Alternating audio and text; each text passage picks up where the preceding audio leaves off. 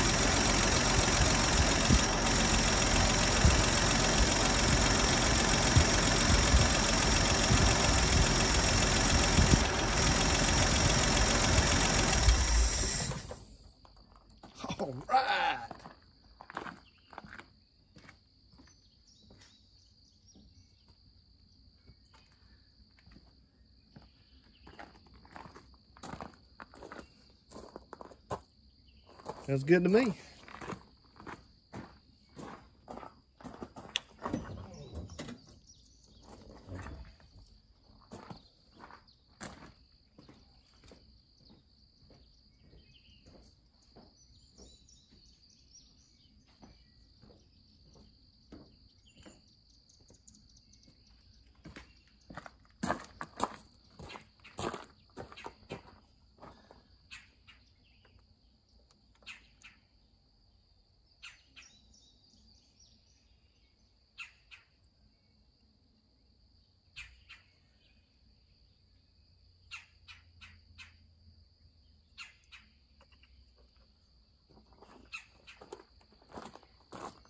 One more time, won't we?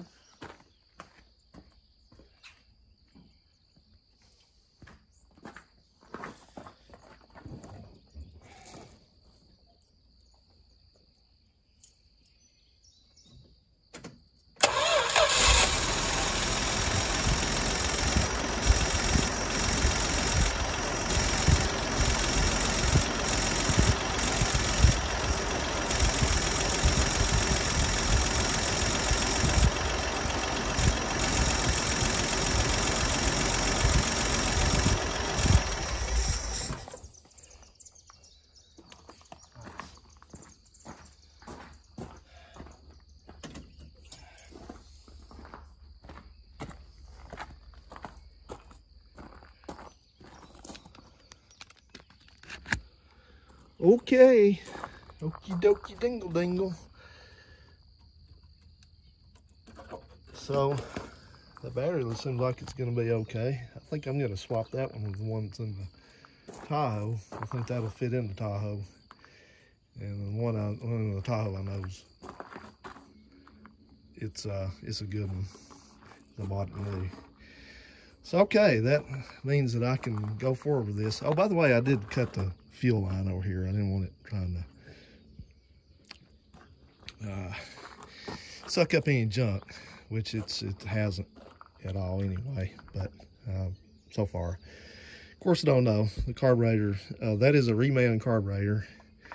And the date on the carburetor, I keep apologizing for this sun, but this is the time of the day that I have to work on stuff out here, so just have to deal, I guess. But anyways, you can see it says, hold it a little bit more steady, 41607, and that's a Champion remanufactured carburetor, but it's a 76, and which is not necessarily a problem, because the 75 version had some different stuff installed on it that is not going to improve the way this car runs. It sounds good. I didn't hear any knocking whatsoever, so that's good. That's real good. So I think I'm gonna just continue on. I cleaned the engine bay. It's kind of hard to tell, but I did wash out the engine bay and all that, and got it a little bit cleaner, and hopefully getting the critters out of this thing. But now I can rebuild that carburetor, and I'm going to take this valve cover off, and I got to paint it. I'm sorry, I can't deal with any plum colored valve cover. No offense, can't do it. just can't. So I'm gonna do that, and of course, you know, like I said, overhaul the carburetor, and probably put, I don't know, probably gonna have to put some radiator hoses on it and stuff like that. Just get this thing squared away so it'll yard drive. I did take that flaky thing off there, that overflow. And yeah, go with that. I did find out, just did some research. I found out what's going on with this thing, why this air cleaner wouldn't fit. It's because somebody somewhere put the wrong choke pull off on it. That's a later version that goes on the later, I guess, a carburetor that uses a larger air cleaner, but that's not the correct one for it. So it's no problem. They're cheap, and you can get a good NORS one pretty easy. So that's what we're gonna do. And I'm not gonna paint this engine. I'm gonna probably paint the valve cover. I don't know yet what I'm gonna do with this. There's a sticker on this that I'd like to save if possible. It either says torque spark plugs to a certain torque, or it says just like a part number on it. But I'm not, you know, I'm just kind of, I don't really like the idea of when everything else is kind of crappy and original looking and aged. I don't really like the idea of just putting a nice, beautiful valve cover on it. Hang on a second, I think I got to turn one of my cameras off here. 3 cameras, can you believe that? Man, that is amazing for me. Yeah, you get a behind the scenes view here. But anyway, so do that and just do the fun stuff here. But I'm glad this engine seems to be okay. We'll change the oil in it and everything and get all that done. But what else to tell you here? This thing is, man, it's just different. It's a lot more like that 73 that I had than it is the earlier cars. It's just got the electrics are different on it in some respects. But anyway, that's the main thing. We're going to get all the mechanicals up to snuff. We'll get the engine running on its own off of an external fuel supply. And we'll go through the brakes. Like I said, this car has disc brakes on it, so that's good.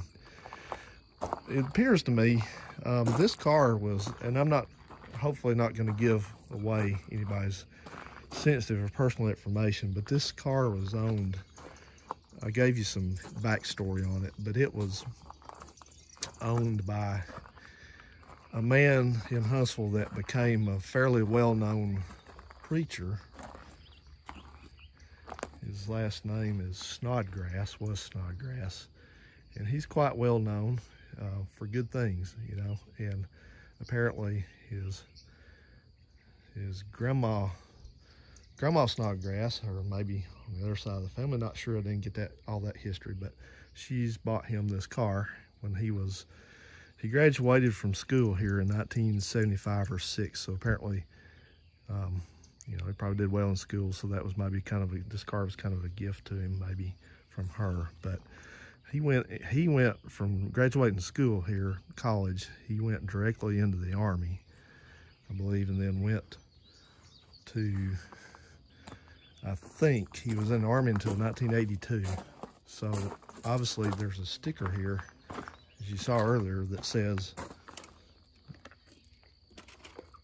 something about Oklahoma, 1978. And I would say it says 77 right there, I believe. So this was probably where he was on duty at. So that would be maybe Fort Sill. So apparently he drove this and kept it with him the whole time there. And then I don't know what became after. I don't know. I think he was an instructor also at the college here.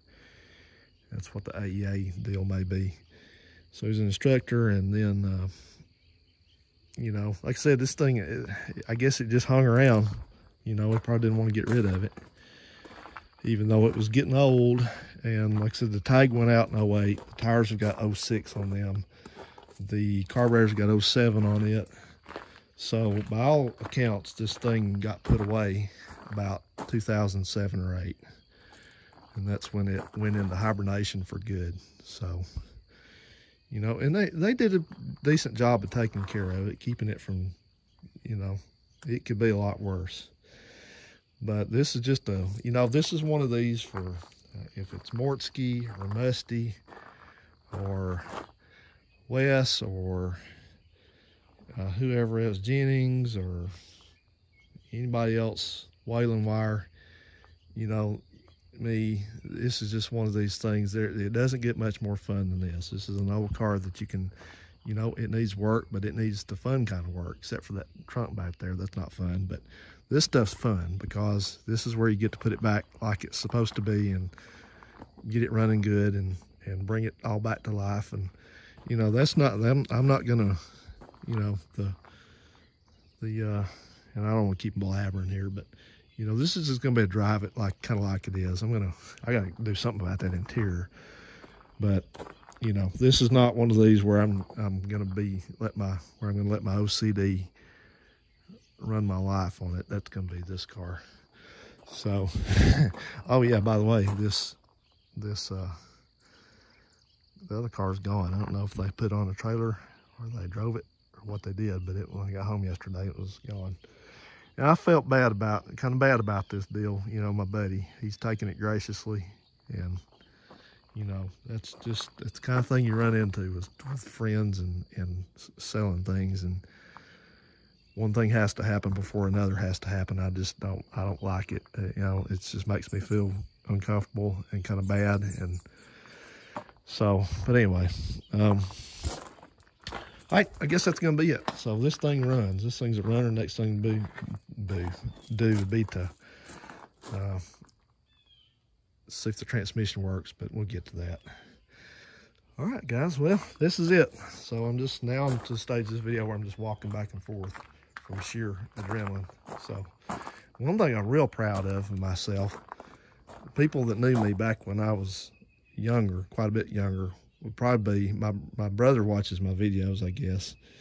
Both of them do. And if he sees this and watch me pour gas in this carburetor and all that, he probably still picking himself up off the floor, because for many years I was just too paranoid to even do that. But now, you know, I understand now why my dad had the attitude he did when he was about my age. Just, you know, whatever. If it's catch on fire, we'll put it out. I didn't ever think I would get to this point, but apparently I guess I have. So, all right, guys. Well, we will pick back up on this a little later on. I've got to get the radiator back in that Chrysler, and then I'm going on a parts pick this weekend, hopefully, good Lord willing.